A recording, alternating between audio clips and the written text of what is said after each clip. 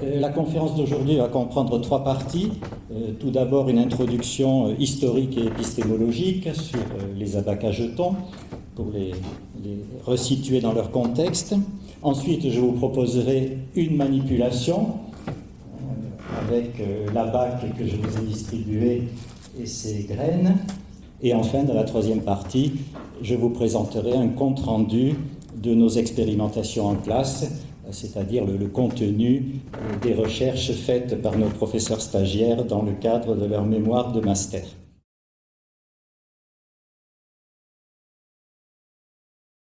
De l'Antiquité jusqu'au XVIIIe siècle, on trouve de très nombreuses représentations d'instruments de calcul qui ressemblent à un boulier ou à un quadrillage sur une table avec des lignes, soit horizontales, soit verticales, et des personnages qui posent des petits objets sur ces lignes.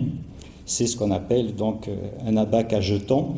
Ça a été pendant très longtemps l'un des instruments de calcul les plus utilisés dans la vie quotidienne et commerciale. Par exemple, ici, vous voyez une dame qui apparemment va faire ses courses et au moment de payer, eh bien, le commerçant calcule sa note sur un abac à jetons. Ici, vous avez 2 personnages qui sont sans doute en train de négocier une affaire commerciale. Alors chacun a son abac, évidemment, chacun fait le calcul de son côté pour vérifier que l'autre ne cherche pas à le tromper. Donc historiquement, l'abac à jetons a joué un très grand rôle dont il faut tenir compte dans l'évolution des techniques de calcul. Alors d'où vient le calcul? Bon, le mot calcul vient du latin calculus, qui signifie caillou. On pense que les premiers calculs ont été effectués à partir de petits cailloux ou de petits objets comme des coquillages, des graines, ensuite des jetons. Bon, j'utiliserai le mot générique jeton pour désigner n'importe quel type de petits objets identiques.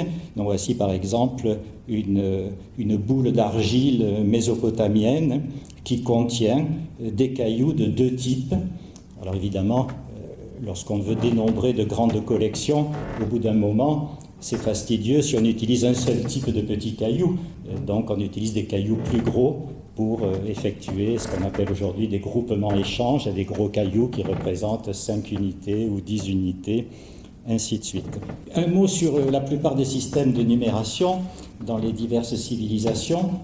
En fait, ils sont issus de ce qu'on appelle la subitisation, que vous connaissez sans doute. C'est le fait que l'œil humain n'arrive pas à percevoir globalement un nombre d'objets au-delà de 4 ou 5. Si je vous demande combien il y a de serpents, vous dites instantanément 4. Combien il y a d'oiseaux, vous dites instantanément 3. Mais si je vous demande combien il y a de chameaux, vous ne pouvez pas percevoir globalement d'un seul coup le nombre de chameaux. Vous êtes obligé, par exemple, de décomposer en 4 plus 4 pour dire qu'il y en a 8. Ce phénomène de subitisation a été étudié par les neurosciences, en particulier Stanislas Dehaene, qui est devenu célèbre dans ce domaine.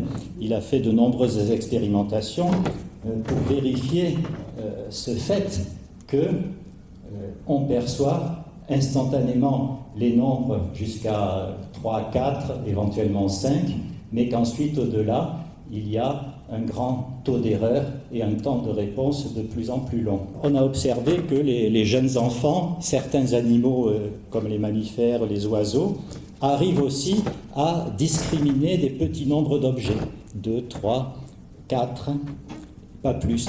Et donc en fait, il y a 2 types de nombres. Il y a les nombres jusqu'à 4, jusqu'à 5 éventuellement, qui ont été construits très tôt dans l'évolution et qui sont communs à un grand nombre d'espèces, qui font sans doute partie des compétences innées. Et ensuite, les nombres au-delà de 5 sont l'issue d'une construction humaine que l'on ne retrouve pas ailleurs. D'autres ethnologues ont étudié la numération chez des peuples comme les Indiens Munduruku en Amérique du Sud, qui ont un vocabulaire spécifique pour les nombres 1, 2, 3, 4, 5, Ensuite, ils ont un mot pour demain, c'est-à-dire 10, et puis ils ont des mots pour quelque, un peu et pour beaucoup. Il n'y a pas de mot pour les nombres au-delà de 5. Et on retrouve le même phénomène que plus le nombre est grand et plus il faut du temps pour discriminer le nombre d'objets d'une collection. La plupart des systèmes de numération créés dans les diverses civilisations sont basés là-dessus. Presque toujours, on note les premiers nombres en alignant des traits verticaux jusqu'à 4. Mais ensuite, à partir de 5, comme on n'arrive pas à voir directement le nombre de bâtons, eh bien, on imagine un système pour que ça soit visible. Alors, il y a deux systèmes fondamentaux qui ont été créés.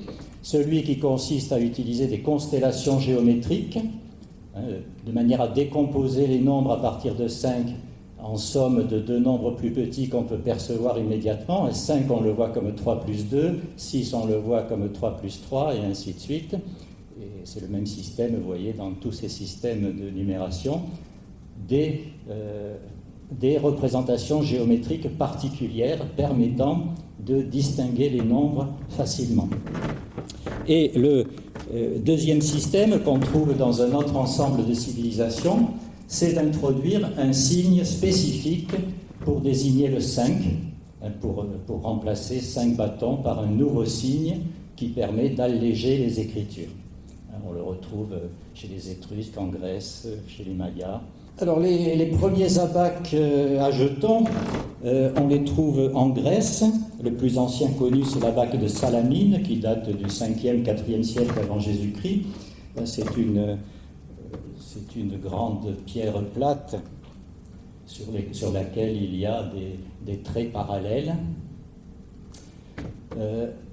Les Grecs utilisaient une numération qu'on appelle acrophonique, une numération de base 10, numération décimale, mais avec une sous-base 5. Bon, ça correspond d'une part au fait qu'on a 10 doigts organisés en deux mains de 5 doigts, mais aussi du fait que 5, c'est la limite à partir de laquelle on ne perçoit plus directement les nombres. Alors, ces abaques se présentent sous 3 formes. Vous avez cette forme avec des colonnes pour les unités, les dizaines, les centaines. Cette forme avec des colonnes pour les 1, les 5, les 10, les 50, les 100, les 500, etc. Et puis vous avez cette forme qui est la même que pour le boulier chinois, où l'on place au-dessous les jetons qui valent 1, une unité ou une dizaine, et on place au-dessus les jetons qui valent 5. Un jeton de 5 unités, un jeton de 5 dizaines, etc. Alors, dans le vocabulaire des abaques, les jetons qui valent 1, on les appelle des unaires, et les jetons qui valent 5, on les appelle des quinaires. J'emploierai ce vocabulaire. Dans les abaques, il y a les unaires et les quinaires. C'est la même chose dans le boulier chinois. Vous avez des tiges parallèles, une tige perpendiculaire, et puis en dessous des boules qui valent 1, et en dessus des boules qui valent 5. Alors, sur ce bas-relief romain, qui se trouve au Capitole, on observe la présence d'un esclave ou d'un serviteur. Ce n'est pas forcément un esclave, ça peut être un homme libre qui est chargé, vous voyez, de faire les comptes de son maître et de sa maîtresse. Et il utilise une tablette sur laquelle il y a des boules. Alors on a du mal à voir si c'est un abaque à jetons ou un boulier, peu importe, mais ce bas-relief montre que c'était un instrument de calcul courant à cette époque. On a d'ailleurs retrouvé plusieurs petits bouliers romains, des bouliers portatifs, que sans doute on transportait avec soi dans sa poche pour aller faire ses courses, et qui traduisent exactement la numération romaine, avec des boules unaires qui valent 1, 2, 3, 4 en dessous, et ensuite des boules quinaires qui valent 5, 10, 50 en dessus. En fait, c'est très similaire au boulier japonais actuel. Dans la numération romaine, au départ, il n'y avait pas d'écriture soustractive. On écrivait 1, 2, 3, 4, puis 5, 6, 7, 8, 9, etc. Ce n'est que ultérieurement que pour abréger les écritures, on a imaginé les écritures soustractives 4-1, 5-1 plutôt pour dire 4, 10-1 pour dire 9 et ainsi de suite. Mais avec des enfants à l'école primaire, on peut très bien utiliser une numération romaine sans écriture soustractive, ce qui complique inutilement les choses. Bien, et les bouliers, les abaques ont perduré très longtemps, jusqu'au XVIIIe, début du XIXe siècle. Voilà des tables à calcul de la Renaissance. Les gens riches avaient chez eux des tables à calcul, souvent des tables avec 2 abaques, donc soit pour enseigner le calcul à un élève, soit pour des négociations commerciales où il faut calculer face à face pour réaliser des transactions. À l'époque la plus récente, on n'utilise plus des cailloux ni des coquillages, on utilise des jetons, ce qu'on appelle des jetons de compte. Ce ne sont pas des pièces de monnaie, ce sont des jetons qui servent uniquement à calculer sur la table à calcul. Alors, il y a des jetons très simples, en métaux ordinaires, et puis les personnages riches peuvent faire frapper des jetons de compte à leur effigie, parfois en argent ou même en or. Ici, vous avez les jetons de compte de Charles Quint, par exemple, Carolus V, Charles Quint. C'était ses jetons personnels pour faire ses calculs. L'abaque à jetons a donné lieu à une littérature considérable pendant le Moyen-Âge, la Renaissance. Énormément de livres donnent le mode d'emploi des jetons sur l'abaque. Vous vous souvenez que les abaques grecs étaient disposés plutôt en colonnes, les abaques romains aussi, mais à la Renaissance, au Moyen-Âge, on dispose plutôt les jetons en ligne, et on pose les unaires sur les lignes et les quinaires entre les lignes. Donc là, c'est un jeton qui vaut 1, 5, 10, 50, 100, 500 et ainsi de suite. Et puis on a 2 colonnes, ce qui permet de poser 2 nombres en même temps face à face. C'est-à-dire souvent on pose d'abord les 2 nombres avant de transformer l'abaque pour faire une addition ou une soustraction ou une multiplication ou une division. Alors ça, c'est ce qui s'est passé en Occident. En Orient, c'est un peu différent. Au départ, les Chinois ont utilisé des baguettes à calcul. On a trouvé des baguettes à calcul datant d'1 siècle ou plus avant notre ère dans les tombes. Et le mode usuel de calcul, c'était de disposer des baguettes sur un quadrillage. Mais en fait, c'est la même chose que l'abaque à jetons. On a des colonnes qui représentent les unités, les dizaines, etc. Et on dispose des baguettes dans un sens pour les unaires et dans l'autre sens pour les quinaires. Donc on a globalement le même principe qu'en Occident, sauf qu'au lieu de poser des jetons, on pose des baguettes. Au XIIIe siècle, les baguettes ont été abandonnées progressivement pour laisser la place aux bouliers.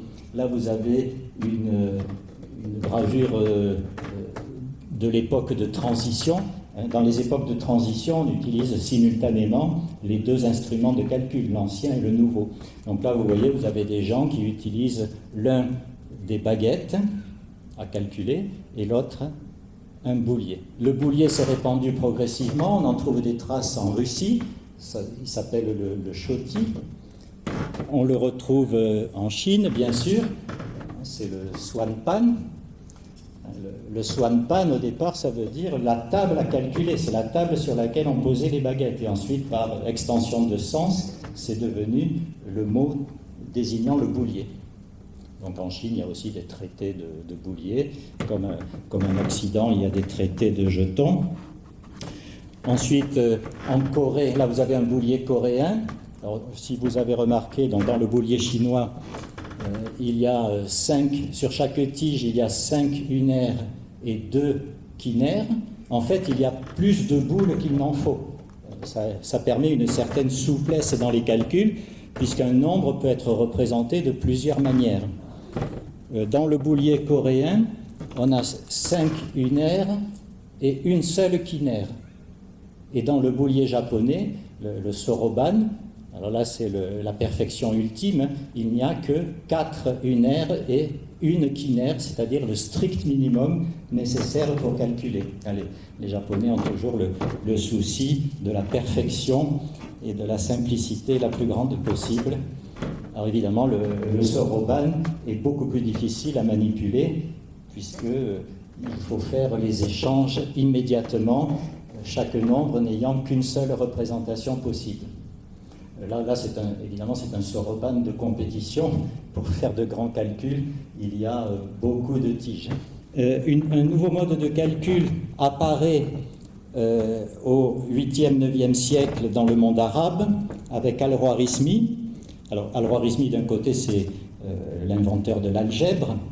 Son nom, Al-Khwarizmi, a été latinisé en algorithmus, qui est devenu notre mot algorithme. Un algorithme au sens de procédure quelconque de calcul. Et son traité, le traité que vous voyez ici en arabe, commence par les mots al-jabr ou al-mukabala, et le premier mot al-jabr a donné algèbre. Bon, mais c'est pas pour ça que j'en parle pour un autre de ces traités qui s'appelle le calcul indien. En fait, Al-Khwarizmi a appris, par l'intermédiaire de savants indiens qui étaient venus à Bagdad, il a appris les techniques de calcul indiennes. Alors, le calcul indien, c'est exactement celui que vous apprenez aux enfants à l'école aujourd'hui. C'est le calcul écrit sur le papier, où on ne manipule plus des objets, mais on manipule directement les nombres en les écrivant. Alors, Al-Khwarizmi a traduit en arabe le calcul indien, et ensuite le calcul indien est arrivé en Occident à partir du XIIe siècle. Des érudits latins ont traduit ce livre en latin, et c'est comme ça que le calcul indien est arrivé progressivement en Europe. Alors ce calcul indien, c'était un traité d'arithmétique. En fait, l'original a été perdu, on le connaît seulement par sa traduction latine. Il y a les figures des 9 chiffres, système décimal et introduction du zéro. Donc ça, c'est notre numération décimale de position avec utilisation du zéro. Donc c'est ce qu'on appelle le calcul indien. Et ensuite, vous avez les techniques opératoires, addition, soustraction, multiplication, division, élévation au carré, extraction de la racine carrée. Alors ensuite, on ne sait pas ce qu'il y avait dans la suite, sans doute des choses plus élaborées, peut-être élévation au cube et extraction de la racine cubique, résolution d'équations. Les traducteurs latins n'ont gardé que la partie la plus élémentaire, celle qu'on enseigne à l'école. Autrefois, on allait jusqu'à l'extraction de la racine carrée à la main au collège, il n'y a pas si longtemps. Aujourd'hui, ça a disparu, mais ça faisait partie de l'arithmétique élémentaire. Un personnage qui a joué un rôle dans la transmission de ce calcul indien, c'est Gerbert d'Aurillac, qui est devenu ensuite pape sous le nom de Sylvestre II, et qui a imaginé un abaque qu'on appelle l'abaque de Gerbert, avec toujours des colonnes pour les unités, les dizaines, les centaines, etc. Mais au lieu de poser des jetons identiques, non marqués, il a imaginé d'utiliser des jetons marqués. C'est-à-dire, au lieu de poser 3 jetons identiques, vous posez un seul jeton sur lequel il est écrit 3. Alors évidemment, ça demande d'avoir tout un stock de jetons portant les chiffres 1, 2, 3, 4, 5, 6, 7, 8, 9. Son abaque qu'il avait commercialisé, peut-être pas lui, mais enfin il y a des versions qui circulaient, était livré avec 1000 jetons. Donc vous en aviez 100 pour chaque chiffre. Alors c'est un abaque, mais avec des chiffres arabes.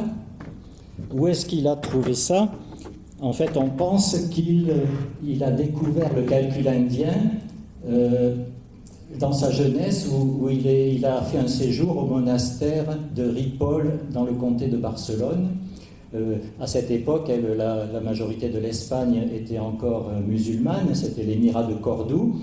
Et le comté de Barcelone venait à peine de se libérer de l'autorité islamique, et donc des moines ou des savants allaient étudier dans le comté de Barcelone, où dans les monastères ils pouvaient avoir accès à des manuscrits arabes, et ils pouvaient donc apprendre la science arabe. Donc on pense que c'est là que Gerbert d'Aurillac a découvert le calcul indien, et ensuite il a fait une sorte de mélange entre l'abaque à jetons des latins qu'il connaissait et les chiffres arabes utilisés pour le calcul indien. Donc voilà les chiffres arabes tels qu'on les écrivait à cette époque. Ce sont les chiffres arabes de l'Occident musulman qui étaient utilisés au Maghreb et en Espagne. Ce sont ceux qui ont donné nos chiffres actuels. 1, 2, 3, 4, 5, 6, 7, 8, 9. Évidemment avec des déformations continues au fil des décennies et des siècles. Alors ce calcul indien a mis beaucoup de temps à s'imposer. Il y a eu une compétition qui a duré plusieurs siècles, du XIIe siècle jusqu'au XIXe siècle, entre les deux modes de calcul. Vous voyez ici deux gravures tirées d'un même livre, l'une où des gens font leurs calculs sur un abaque à jetons, et là, d'autres personnes qui font des calculs en écrivant des chiffres arabes sur une ardoise. Donc c'est le calcul indien. Et cette compétition a été parfaitement symbolisée par cette gravure sur bois de Gregor Reich en 1503, qui traduit la compétition qu'il y a eu en Europe entre le mode ancien de calcul, le calcul avec des jetons et l'écriture avec les chiffres romains puis arabes. Sur la gravure, là, c'est représenté par Pythagore, ici. Et Pythagore, c'est un mathématicien du passé qui représente l'ancien monde, le calcul au jeton. Et puis là, vous avez Boès, un mathématicien plus récent, qui représente la modernité, le calcul indien que l'on fait en écrivant sur le papier. Donc, le calcul indien écrit avec les chiffres arabes. Alors, quelle est la supériorité du calcul indien? Vous la connaissez bien, c'est qu'avant, on avait deux systèmes de représentation des nombres. Un système pour écrire les nombres, ce sont les chiffres romains. Les chiffres romains permettent d'écrire les nombres, mais ils ne permettent pas de calculer sur les nombres. Donc on avait une autre représentation avec des jetons dans des colonnes qui servaient au calcul. Donc on dissociait le calcul de l'écriture. La supériorité du calcul indien, qui explique que ce mode de calcul l'ait emporté, c'est qu'on utilise la même représentation avec des chiffres arabes pour écrire les nombres et pour calculer sur eux. Et au centre, vous avez la muse arithmétique ou la déesse arithmétique qui regarde le mathématicien moderne. Donc c'est lui qui a ses faveurs. Donc ça veut dire que l'avenir, c'est le calcul indien. Mais le calcul avec les jetons a perduré très longtemps. Vous voyez par exemple un traité de calcul commercial de 1527, donc 16e siècle, c'est très récent, où l'auteur dit « Additionner des pages de compte avec des jetons sur les lignes est plus pratique qu'avec les plumes ou la craie. » Vous voyez que les praticiens, les banquiers, les commerçants, ils ne voulaient pas utiliser le calcul indien, ils voulaient continuer avec les jetons parce qu'ils trouvaient ça beaucoup plus pratique. On a aussi de nombreux témoignages dans la littérature qui montrent que très tard les jetons ont été utilisés. Là, vous avez une citation de Montaigne qui dit « Or, je ne sais compter ni à jet ni à plume ». Là, il fait référence aux deux modes de calcul. Le calcul à jet, c'est avec les jetons. C'est-à-dire quand on jette les jetons sur la bac, ça s'appelle un jet. Et le calcul à plume, c'est quand on écrit les calculs à la mode indienne. Bon, évidemment, c'est de la fausse modestie, parce que quelqu'un comme Montaigne, qui était très éduqué, savait forcément compter. En fait, de tout temps, les gens lettrés et savants affectent de ne rien savoir en mathématiques. C'est pas nouveau. Je suis nul en mathématiques, donc ça veut dire que je suis quelqu'un de brillant et de lettré. Là, c'est Molière, le début du Malade imaginaire. Donc Argan, le malade imaginaire, seul dans sa chambre assis, une table devant lui, compte des parties d'apothicaire, c'est-à-dire des factures de pharmacien, qui consomme énormément de médicaments, parce qu'il est tout le temps malade, avec des jetons. Il fait, parlant à lui-même, les dialogues suivants. 3 et 2 font 5, et 5 font 10, et 10 font 20. C'est-à-dire qu'en même temps qu'il parle, il prend 3 et 2 jetons, ça fait 5, il les remplace par une quinaire, un jeton de 5. Ensuite, il y a 2 quinaires, 2 jetons de 5, il les remplace par un jeton de 10, et ainsi de suite. Madame de Sévigné, nous avons trouvé avec ces jetons qui sont si bons que j'aurais eu 530 000 livres de biens en comptant toutes mes petites successions. Donc Madame de Sévigné, chez elle, fait ses calculs, les calculs de sa fortune, de ses héritages, sur sa table à calcul avec ses jetons. Et vous voyez qu'elle utilise des nombres assez grands, 30 000, c'est pas rien. Et le dernier, c'est Leibniz, donc un grand mathématicien, inventeur du calcul infinitésimal. Il est cependant très vrai que l'abus des mots est une grande source d'erreur, car il en arrive une manière d'erreur de calcul, comme si en calculant, on ne marquait pas bien la place du jeton.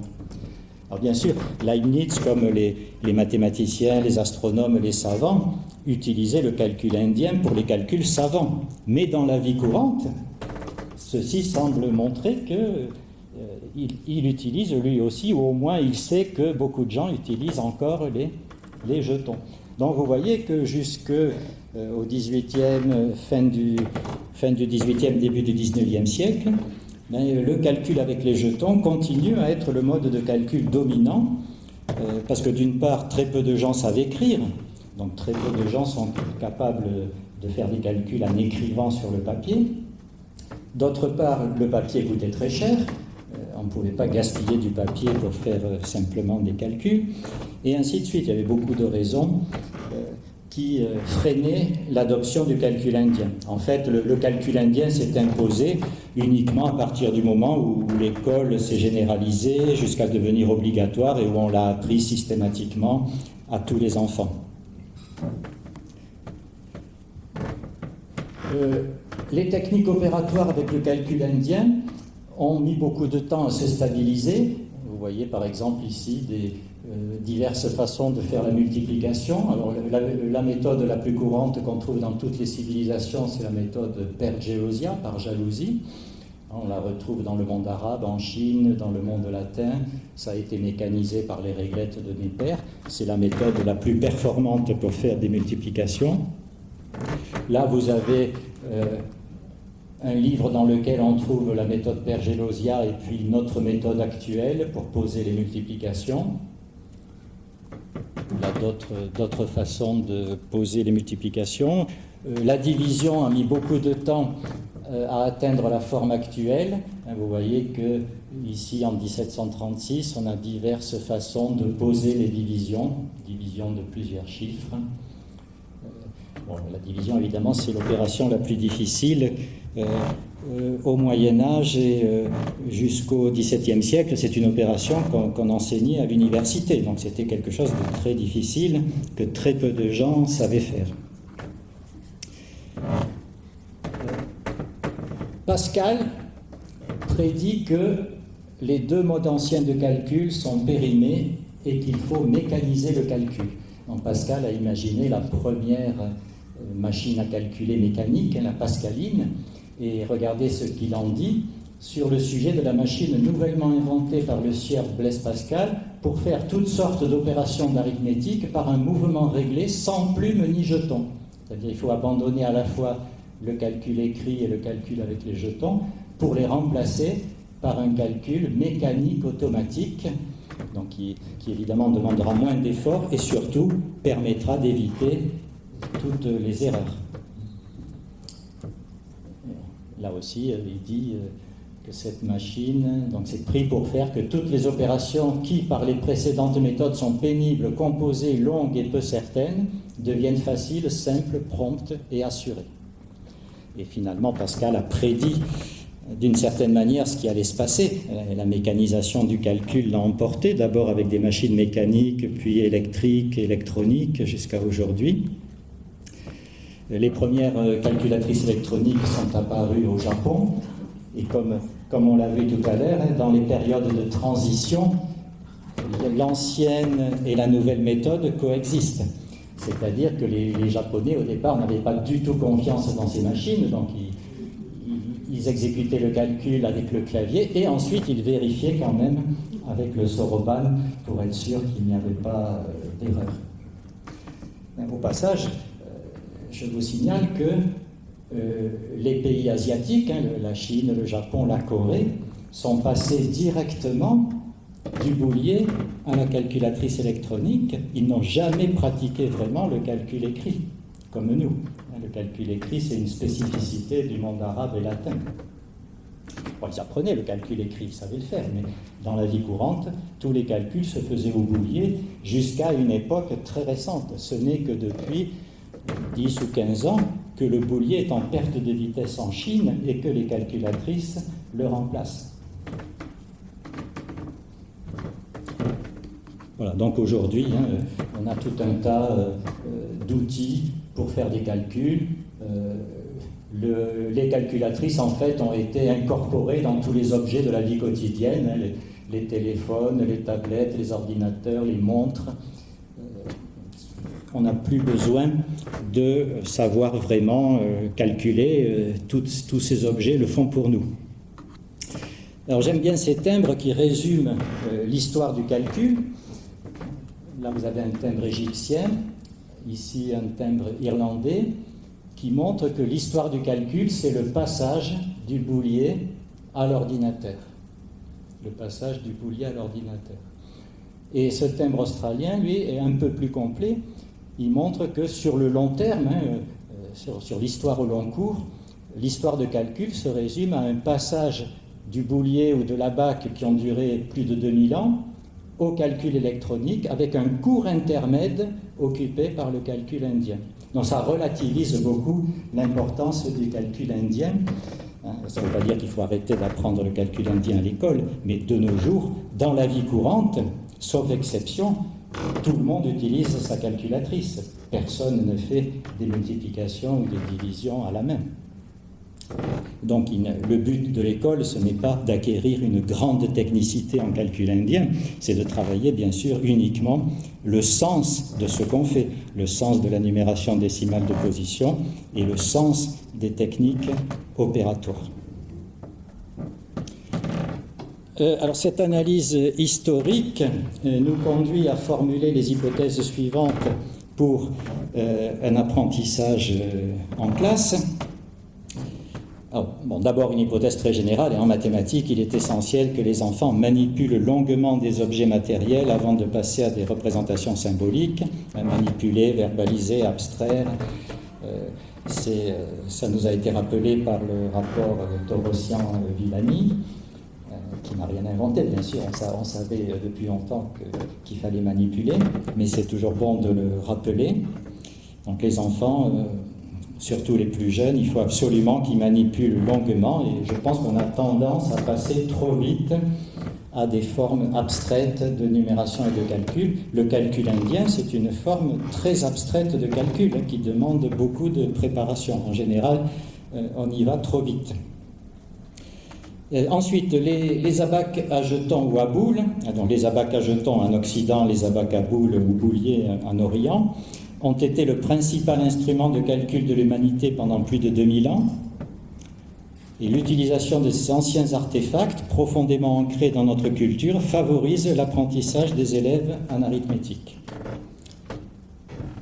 Et enfin, il est pertinent du point de vue épistémologique que les enfants revivent en accéléré l'histoire du calcul, des abaques à jetons vers le calcul indien écrit, puis de ce dernier vers les calculatrices électroniques. Parce que, comme on va le voir, le calcul indien écrit, c'est la symbolisation abstraite des manipulations qu'on faisait auparavant sur l'abaque. Donc si on commence par faire les manipulations, c'est beaucoup plus facile d'entrer dans cette symbolisation abstraite. Et de même, la calculatrice électronique, c'est ce qui mécanise le calcul indien écrit. Donc si on veut comprendre ce qui se passe dans une calculatrice, si on veut être capable de contrôler ce que fait une calculatrice, en faisant du calcul mental en parallèle au moins sur les ordres de grandeur, il faut bien sûr maîtriser le calcul indien écrit. Bien, alors nous avons fait un certain nombre d'expérimentations, plutôt nos professeurs stagiaires ont fait des expérimentations à partir de ces quelques grandes lignes directrices, avec beaucoup d'imagination.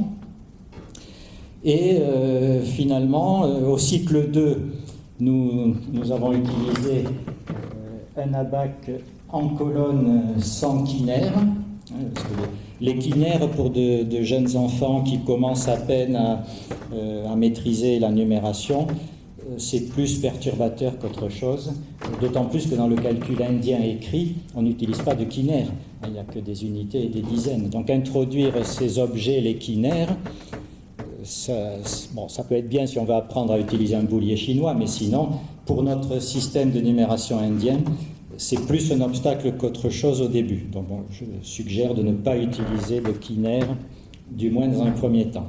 Mais il y a des enfants qui les introduisent d'eux-mêmes, comme on va le voir. Et l'abac à jetons est un support efficace, comme les expérimentations l'ont montré, pour apprendre la numération décimale de position et les techniques opératoires avec de petits nombres entiers.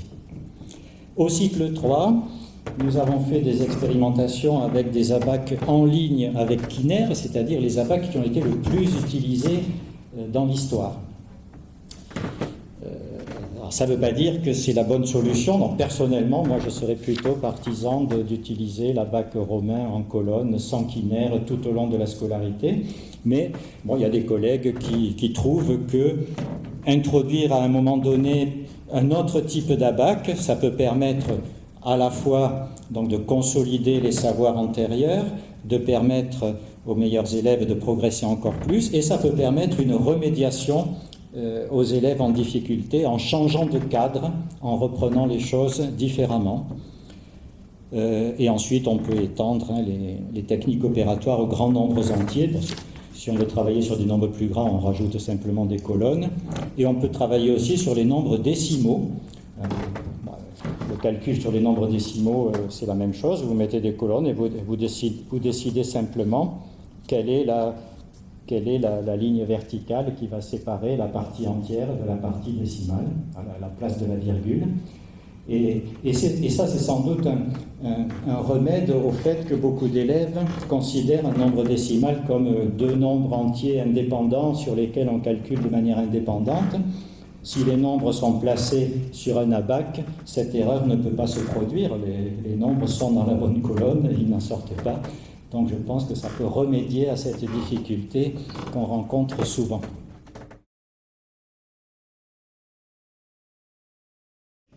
Alors personnellement, moi j'utilise cet abac mais en format A3, donc le double, et avec des poids du Cap. Donc les poids du Cap, ce sont des poids qu'on trouve à La Réunion, c'est des gros poids, parce que pour les jeunes enfants, manipuler des objets trop petits comme ces haricots roses, c'est difficile, ils n'arrivent pas. Alors qu'avec des objets plus gros, ça marche mieux. Bon, l'idéal, c'est d'avoir des abacs en format A3 plastifiés ou A4 plastifiés. Donc, l'avantage d'avoir des abacs plastifiés, c'est qu'ils sont inusables, on peut les garder longtemps. On peut aussi écrire dessus. Les enfants peuvent écrire directement ce qu'ils voient. Vous allez le constater sur les images tout à l'heure. Bien, alors nous allons manipuler ensemble pour apprendre à effectuer les 4 opérations. Est-ce que vous êtes prêts? Est-ce que vous avez tous votre abac et vos jetons? Bien, ici, les colonnes sont repérées par des chiffres romains, 1, 10, 100. Ensuite, lorsqu'on surligne les chiffres romains, ça traduit une multiplication par 1000. Donc là, ça veut dire ensuite 1000, 10 000 et 100 000. Les professeurs qui utilisent cet abac, évidemment, commencent en général par soit sur une séance sur la civilisation romaine, les chiffres romains. Ils apprennent aux enfants à utiliser les chiffres romains. Et d'autres commencent par une introduction historique sur les instruments de calcul, en résumé, en 5 minutes, ce que je vous ai raconté aujourd'hui. Donc c'est lorsqu'il y a cette introduction historique et cet apprentissage des chiffres romains préalables qu'on propose un abac de ce type. Si les enfants ne connaissent pas les chiffres romains, vous pouvez très bien mettre 1, 10, 100 000, vous pouvez mettre U comme unité, D comme dizaine, C comme centaine, N comme millier, c'est un simple tableau de numération. Sauf qu'au lieu d'écrire les chiffres dans les colonnes, on pose des graines. Mais le fait d'utiliser des chiffres romains a un effet très positif, c'est que ça dépayse les enfants, et dans ce cas, ils ne pensent pas à faire du calcul écrit à côté, ils ne pensent pas à faire du calcul mental, ils ne pensent pas à sortir leur calculatrice. Alors que si on écrit des chiffres arabes, instantanément, certains sortent leur calculatrice. Commençons par l'addition. Nous voulons calculer 143 plus 538. Alors, le principe de l'addition sur la BAC, c'est qu'on inscrit le premier nombre, on pose 143, on inscrit en dessous le second nombre, et on pose 538, et c'est fini. Vous avez posé deux collections, faire une addition, c'est réunir les deux collections en une seule. Donc vous n'avez plus qu'à lire le résultat. Il n'y a rien à faire. Ça permet vraiment de travailler le sens de l'addition. Donc voilà, regardez, je pose le premier nombre. Un 100. On suit l'écriture romaine. Je pose un 100, 4 10 et 3 1. Ensuite, je pose le deuxième nombre. Voilà, le mot poser a son sens premier. Je pose les haricots sur la BAC. On pose le deuxième nombre, 538, et c'est fini. Vous n'avez plus qu'à lire le résultat. Alors, ce qu'on fait souvent, pour donner du sens à l'addition, on dit aux enfants de rapprocher le nombre du bas de celui du haut, c'est-à-dire de rassembler tous les jetons, mais on peut aussi les laisser comme ça, on n'a pas du tout besoin de les bouger.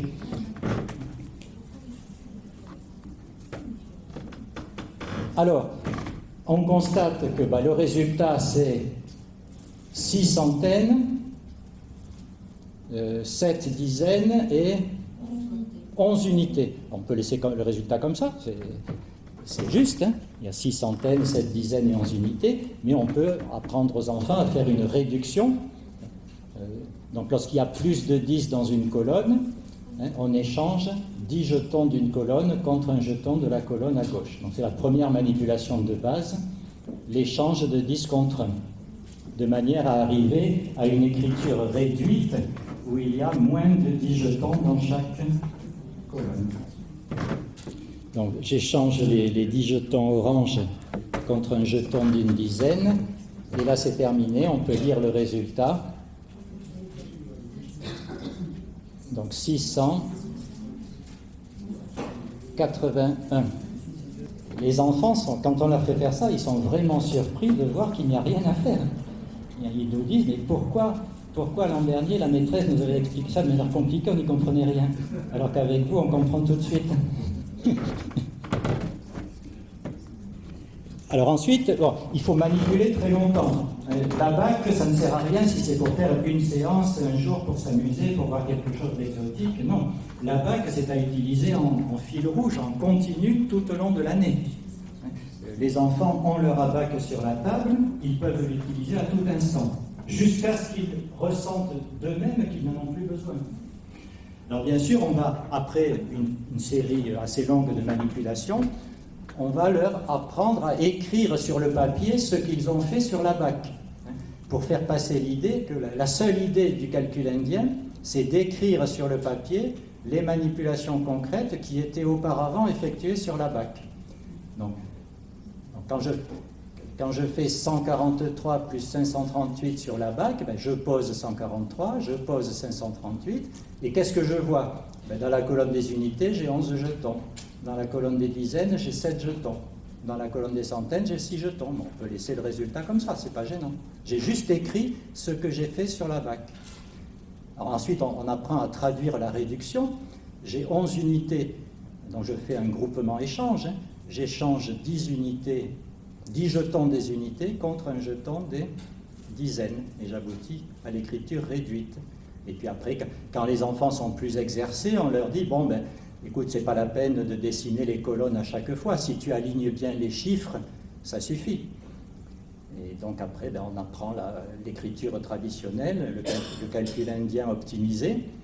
Dans la colonne des unités, j'ai ici, par exemple, j'ai 8 et 3, 11 jetons. j'en laisse un dans la colonne des unités et j'en échange 10 contre un jeton dans la colonne des dizaines.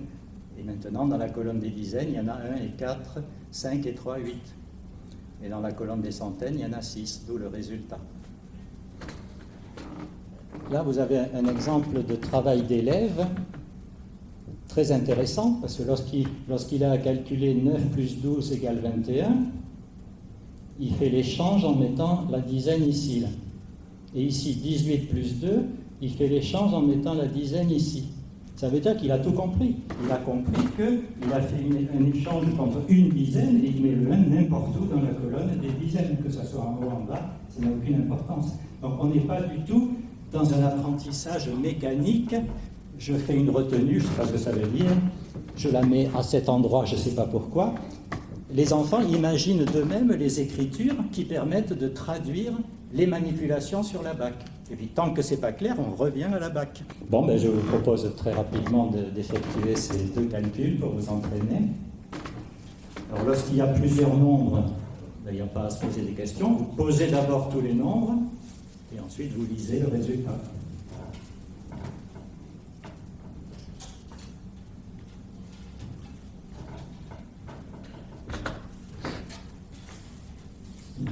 On a compris que quel que soit le nombre de chiffres, ça n'entraîne pas de difficultés supplémentaires. Quel que soit le nombre de nombres additionnés, ça n'entraîne pas de difficultés supplémentaires non plus.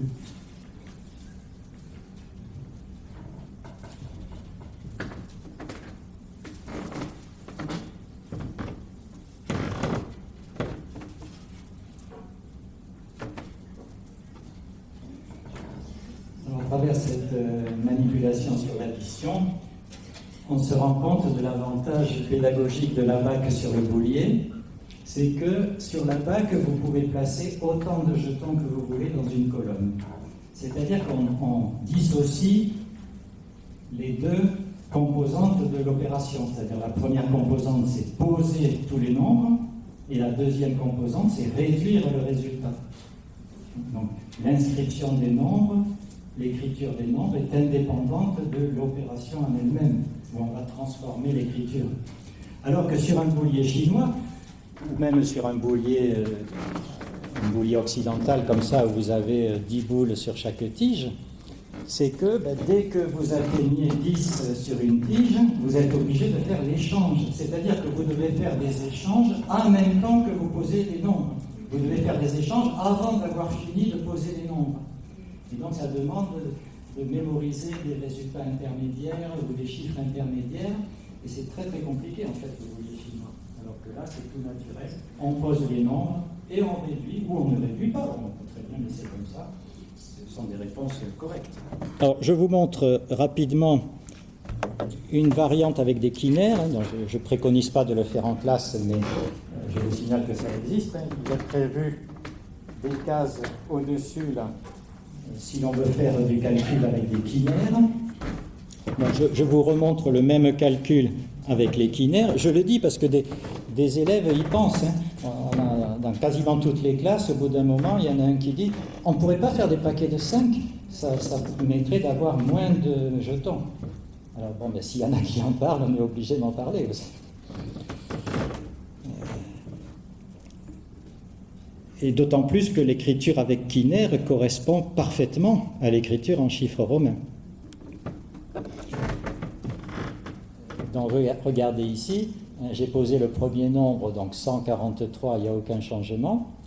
Et le deuxième nombre, c'est 500, donc c'est un quinaire de 100, 500, donc 30, et ensuite 8, donc 5, un quinaire des unités et 3 unités.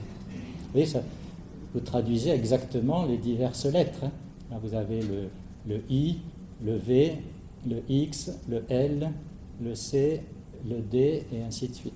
Bon, juste, donc comment ça se passe? Donc, les échanges sont légèrement différents. Ici, j'ai 5 unités en orange que j'échange contre un quinaire.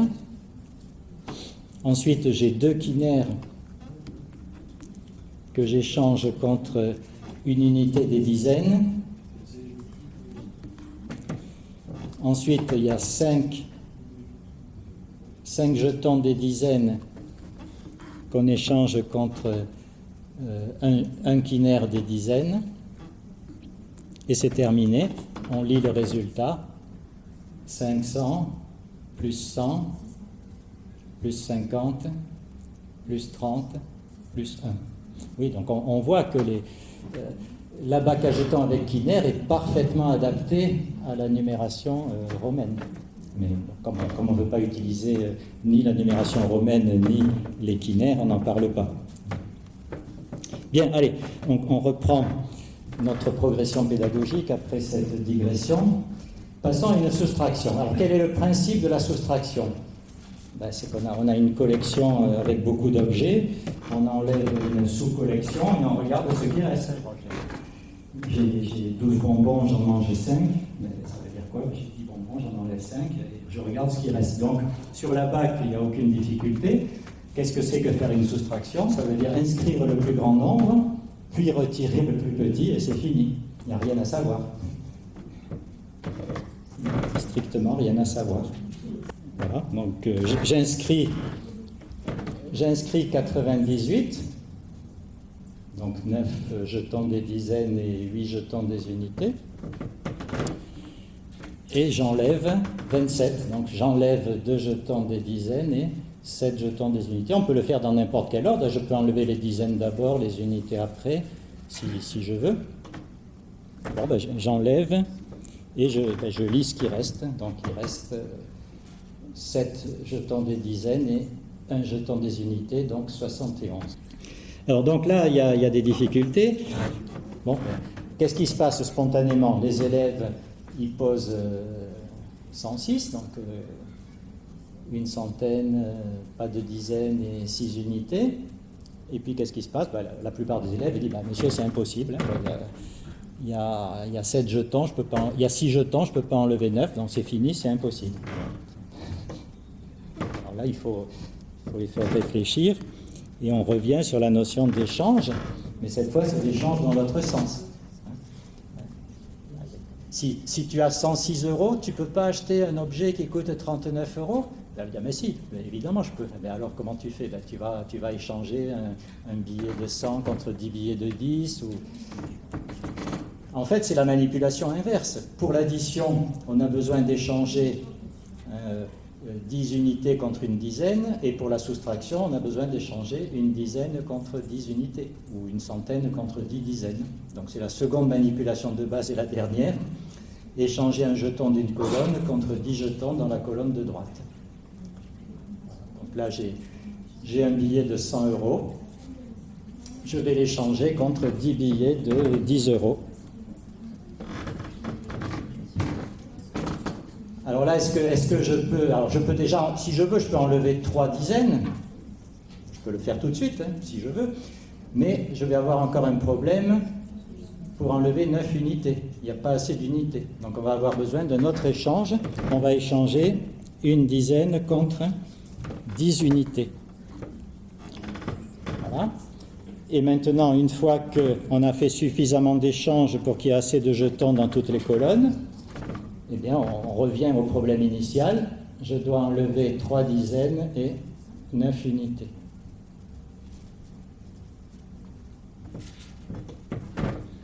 Donc, d'où le résultat 67. Alors, donc, en résumé, si on résume dans le sens de l'addition, mettre ensemble deux collections, le sens de la soustraction, enlever une petite collection d'une grande, et puis il y a juste le principe de l'échange, 10 contre 1 ou 1 contre 10.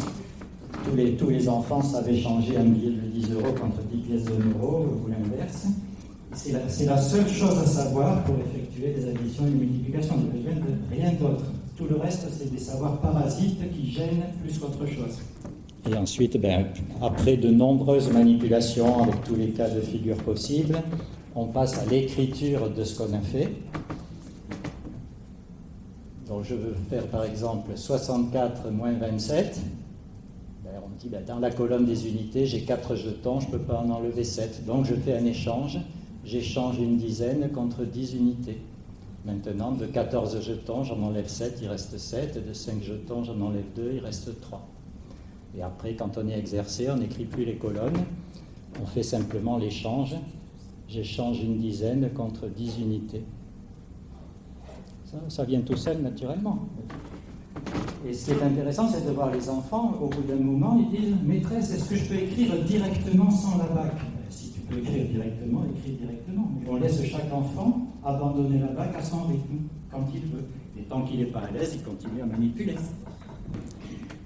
Allez-y, 2 soustractions pour vous entraîner.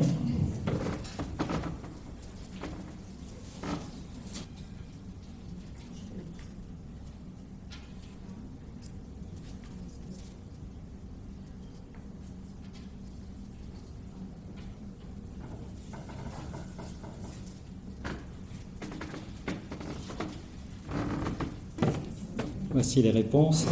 Bon, le deuxième est difficile, hein, il faut faire beaucoup d'échanges.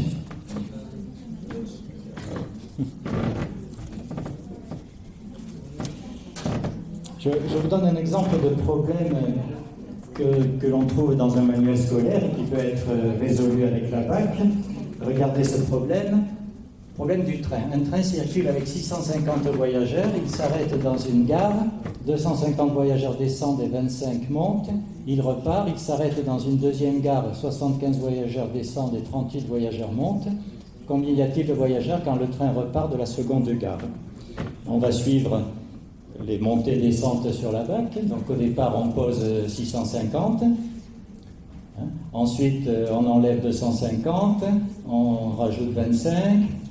On enlève 75, on rajoute 38 et on lit le résultat. Donc avec la BAC, on peut entrer immédiatement dans la résolution de problèmes sans attendre la maîtrise du calcul posé.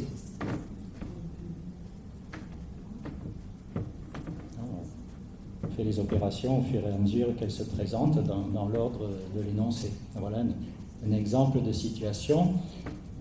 On peut poser ce problème très très vite aux enfants dès qu'ils ont maîtrisé l'addition et la soustraction sur la BAC.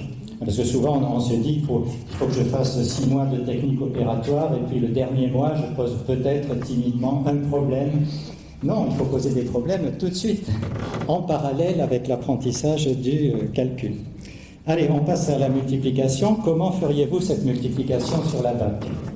Je vous laisse réfléchir 30 secondes. 123 fois 32.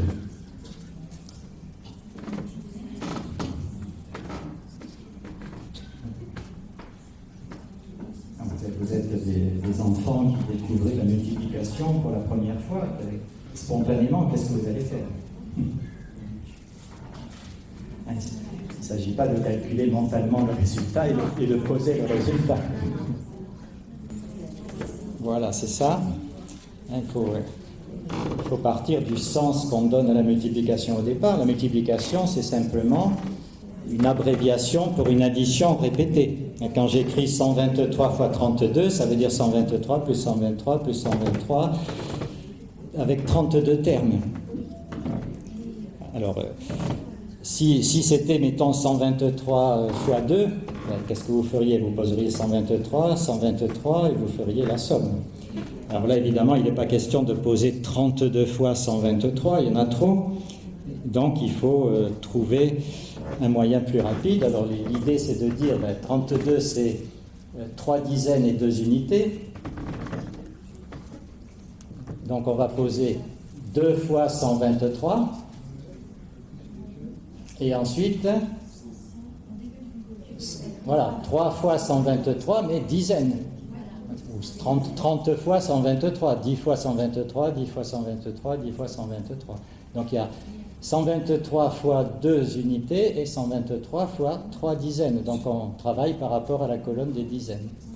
Donc ça, c'est la première technique historique de calcul des multiplications sur la BAC. Bon, et une fois qu'on a posé tout ça, on fait les réductions, comme d'habitude. Il y a 10 dizaines, on remplace par une centaine, et c'est terminé. Voilà le résultat, 3936. Donc, sous réserve que vous utilisiez des petits chiffres, 1, 2, 3, 4, les enfants peuvent faire presque instantanément des multiplications et donc tout de suite des problèmes multiplicatifs. Après, quand on fait intervenir des 7, des 8, des 9, ben, les enfants disent, ouh, c'est long, poser 7 fois ce nombre, 8 fois ce nombre, 9 fois ce nombre, ça fait des graines partout, ça déborde. Donc il faut trouver autre chose pour s'améliorer. Alors déjà on écrit, comme toujours, on écrit ce qu'on fait, 123 fois 32, donc 123, 123, c'est exactement ce qu'on a fait sur la bac. Ensuite, il y a des enfants, spontanément, au bout d'un moment, ils disent, on ne peut pas aller plus vite parce que 2 fois 123, je vois que ça fait 246. Bon, il écrit directement 246 si tu as envie, et ainsi de suite. Et après, ben, tout ça, c'est à travailler, évidemment, avec toutes les écritures qui traduisent la distributivité de la multiplication par rapport à l'addition, que vous connaissez sûrement.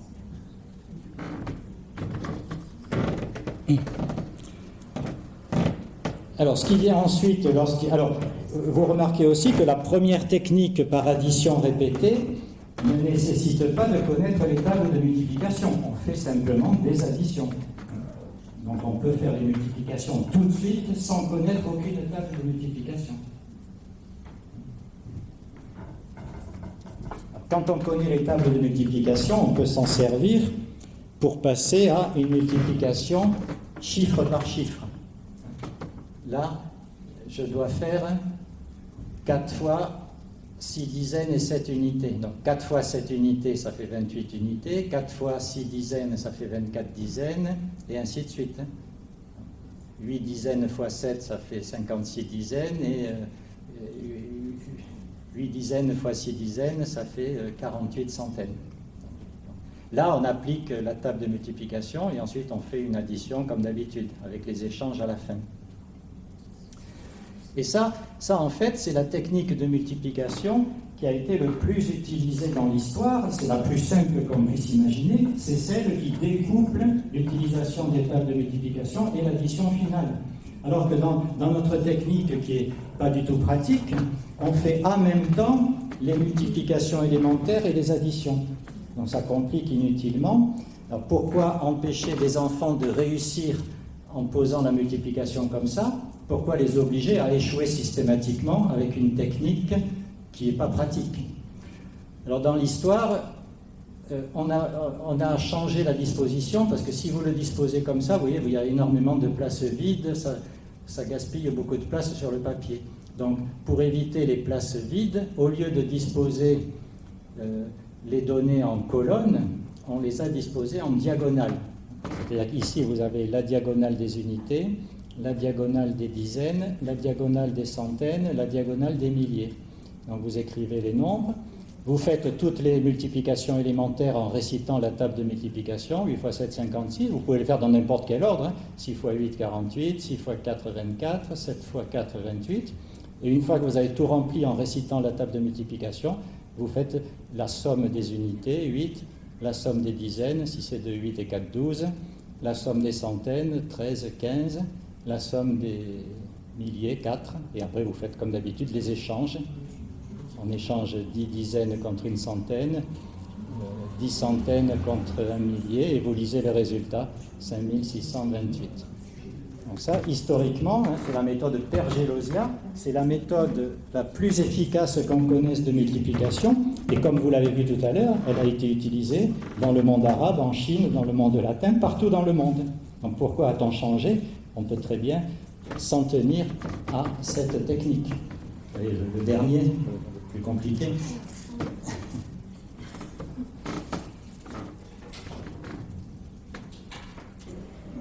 Voilà, 123 fois 109, vous avez dû trouver 13 407.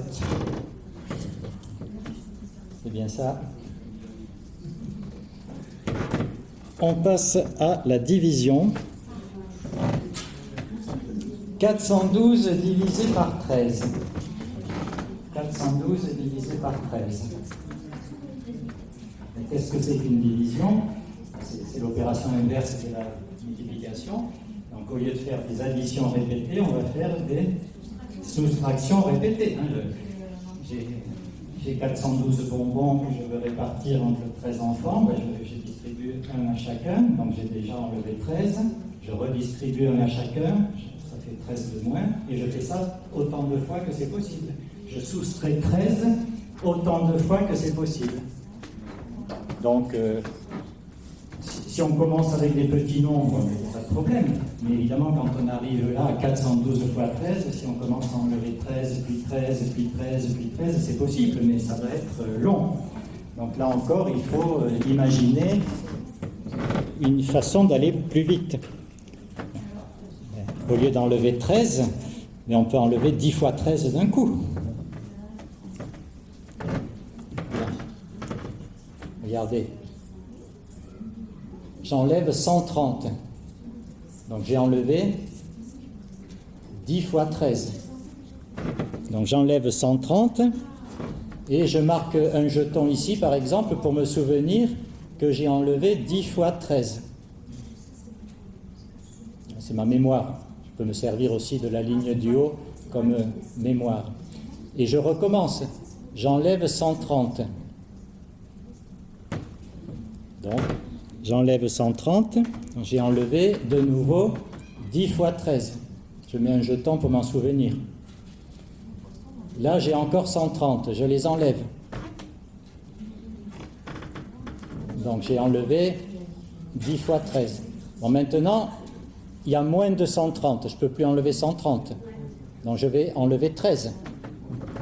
Alors, il faut que je fasse un échange d'abord. J'échange une dizaine contre 10 unités.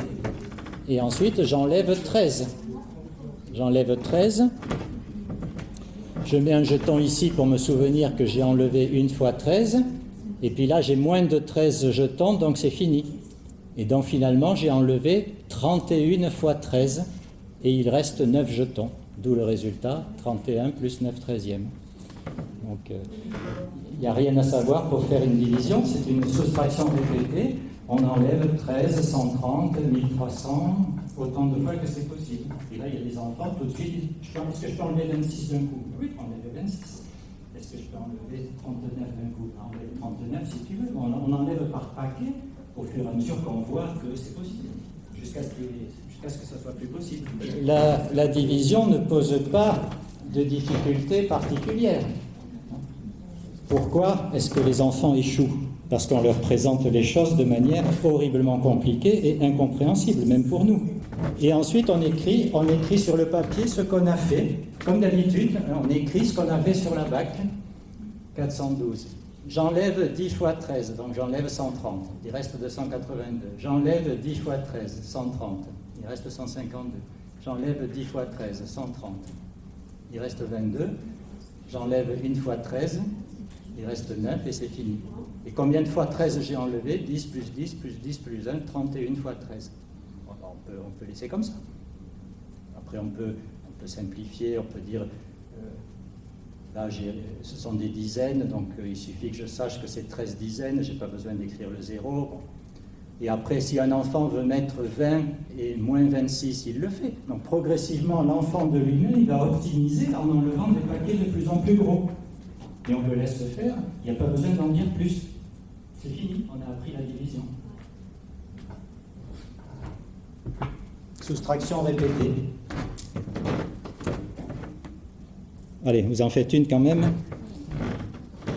1827 divisé par 12.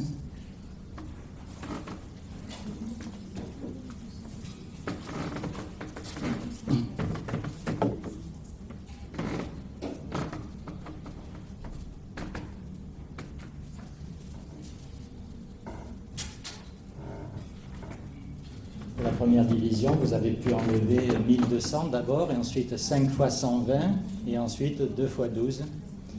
Donc ça fait 152 plus 3 douzièmes.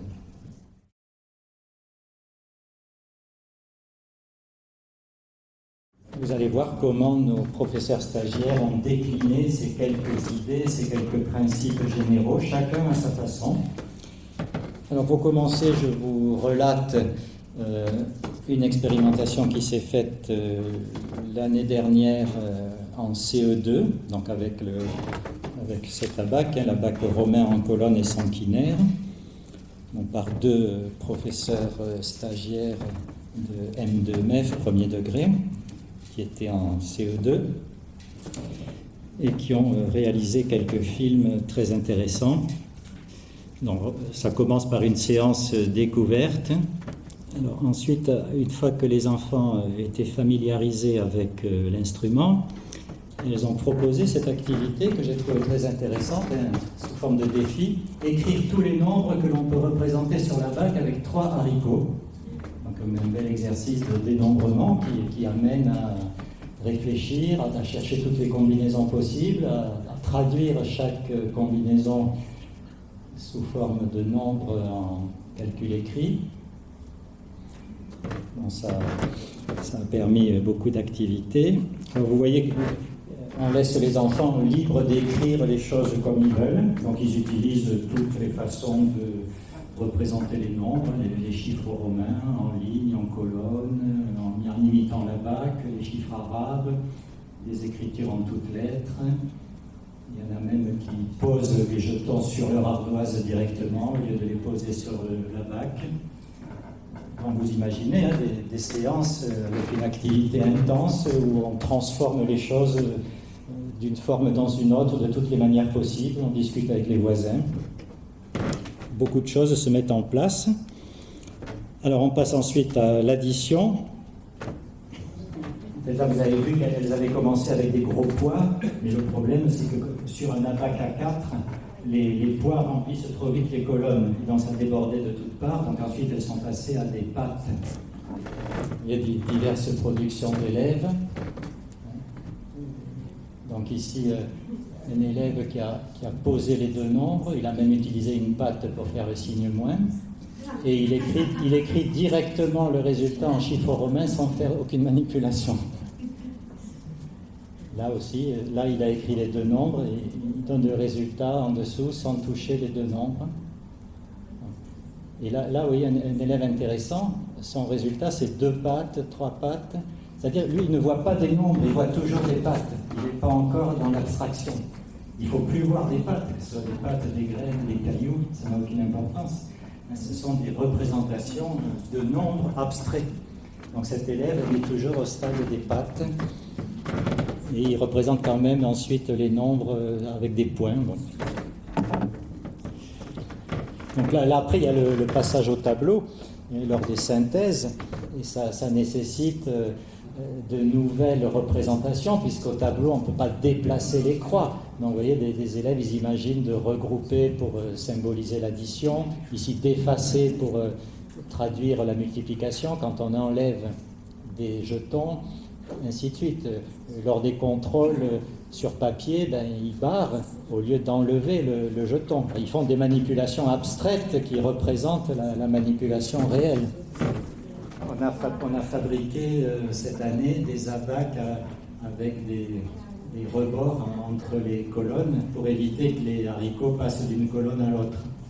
Il y a de nouveau cette année des stagiaires qui expérimentent ce nouvel abac. Alors je ne sais pas si c'est bien, c'est peut-être bien aussi de laisser les enfants tout mélanger pour apprendre à être précis, soigneux et ne pas avoir à recommencer sans cesse les calculs. Est-ce qu'il faut toujours tout mâcher pour les enfants ou les laisser se débrouiller? C'est un problème. On va voir ce que donne cette nouvelle expérimentation. Je vais vous parler quand même d'une autre expérimentation, cette fois au cycle 3, au CM1, qui correspond de beaucoup plus près à ce que vous avez peut-être lu dans Passerelle. C'est une expérimentation avec la BAC en ligne, avec Kiner. C'est ce qu'on faisait au début. Mais bon, on en est un peu revenu parce que ça a introduit beaucoup de difficultés, mais ça peut être très bien pour des enfants assez avancés qui maîtrisent déjà plus ou moins la numération et les opérations. Bon, ça, je passe, c'est la progression qu'on a établie, que vous trouverez dans Passerelle. On va regarder plutôt quelques films, c'est plus intéressant. Donc là, il n'y a pas de film. Vous voyez ici, au départ, les enfants posent les jetons n'importe comment et la BAC à ligne est prévue pour qu'on ne puisse mettre que 5 jetons sur une ligne. Donc quand il y en a plus de 5, les enfants doivent imaginer eux-mêmes des stratégies pour économiser de la place et représenter quand même des nombres plus grands que 5. Et après, ça peut être l'occasion pour le maître d'introduire le quinaire pour remplacer un tas de 5 jetons. Mais ça vient après les propositions des enfants. Au départ, il y a une difficulté de compréhension. Les enfants ne voient pas du tout le sens du quinaire. Ils attribuent la même valeur aux jetons, ce qui est assez normal. Donc là, un enfant qui lit 33, 3 dizaines et 3 unités, il n'a pas compris que celui-là valait 5. L'apprentissage des quinaires, de la lecture-écriture avec quinaire est assez longue. Après, il y a aussi les enfants qui font des décalages, qui représentent les nombres, mais pas sur les bonnes lignes. Ils font spontanément une sorte de calcul en virgule flottante. Toutes ces phases de manipulation, d'explicitation, sous différentes formes, en laissant les enfants parler à leur façon, sans donner directement ce qu'on attend. Ça permet vraiment un travail de fond, et chacun progresse à son rythme. Et je pense que, moi je suis convaincu que c'est très, très positif. Bon, alors là, les 2 stagiaires de cette année-là avaient utilisé la BAC en ligne et avec quinaire comme outil de remédiation. Bon, quand on arrive au CM1, mais on n'en est plus à l'apprentissage de la numération et des techniques opératoires, on en est à la remédiation. Et c'est très difficile parce que moi j'aimerais que quelqu'un expérimente la BAC à jetons dès le CP, dès les premiers apprentissages. Parce que toutes les expériences qu'on a faites, c'est à partir du CE2, c'est-à-dire avec des enfants qui avaient déjà appris la numération, l'addition, la soustraction autrement. Donc on n'arrive pas à présenter les choses de manière aussi limpide que j'ai essayé de vous le montrer. Parce qu'on est d'entrée en conflit avec ce que les enfants ont fait avec le maître ou la maîtresse précédente. Donc moi, j'aimerais que quelqu'un fasse une expérimentation d'apprentissage de la numération et des techniques opératoires dès le début avec des enfants qui apprendraient tout comme ça, pour voir si on obtiendrait des résultats vraiment significatifs. Parce que là, dans tout ce qu'on a fait, on était toujours en situation de remédiation, détruire des mauvaises conceptions pour mettre en place des conceptions plus saines. Oui, donc vous voyez le constat qu'avaient fait ces 2 jeunes stagiaires, que les enfants n'avaient absolument pas acquis la numération décimale de position, et 394, ils écrivent 394, bon, ils écrivent un peu n'importe quoi, enfin, pas n'importe quoi, il y a des explications derrière chaque écriture, mais on est très loin de ce qui est attendu. Donc elles ont mis au point un projet de remédiation, donc entrée par l'histoire des mathématiques, utilisation d'un abac à ligne. L'entrée par l'histoire des mathématiques, ça permet un dépaysement et ça permet de montrer aux élèves qu'on va faire quelque chose de nouveau. Parce que si vous leur dites, vous n'avez rien compris des années précédentes, on va faire des révisions jusqu'à ce que vous ayez compris, ça ne marche pas. Non, on fait quelque chose de totalement nouveau, on part par l'histoire des mathématiques, on apprend une autre façon d'écrire les nombres, de les manipuler, et en espérant que les enfants vont pouvoir corriger par eux-mêmes les problèmes qu'ils ont accumulés depuis des années. Donc 30 minutes par semaine en parallèle des nouveaux apprentissages du cycle 3, un abac et des jetons par élève, un abac format A2, des jetons aimantés pour le tableau, jeu de cartes. Donc il y a tout un dispositif. Elles ont élaboré tout un jeu de cartes où il faut traduire d'une représentation dans une autre. Par exemple, là, représenter 2073 sur la BAC, lire ce nombre, écrire en chiffres, etc. Donc les enfants jouent, tirent des cartes et ils doivent faire ce qui est demandé. Et donc elles ont fait une analyse des résultats à partir d'une évaluation diagnostique et d'une évaluation de bilan. Et on voit que quasiment tous les élèves ont progressé, sauf le ou la meilleure élève qui avait 20 au départ et qui a régressé. Mais bon, ça peut être un accident sur une tâche particulière, ça ne veut pas dire grand-chose. Donc tous les élèves ont progressé de manière significative, dont certaines de manière très importante. La moyenne est passée de 9,2 à 15,4, et puis elles ont fait une comparaison avec une classe témoin qui appliquait le même programme, les mêmes exercices, mais sans ABAC. Et la classe avec ABAC a apparemment progressé un peu plus que la classe témoin. Bon, évidemment, il faut être prudent face à ce genre de résultats. Enfin, on a quand même maintenant 6 mémoires de recherche. Tous montrent que l'utilisation de la BAC, et que ce soit au CE2, CM1, CM2, apporte un progrès mesurable. Il faut continuer l'expérimentation. Alors, bien sûr, nous ne sommes pas des didacticiens professionnels, donc j'appelle les didacticiens à s'emparer de cette idée. Il faudrait des thèses sur l'utilisation de la BAC systématique des LCP. Voilà, je vous remercie pour votre attention. Merci.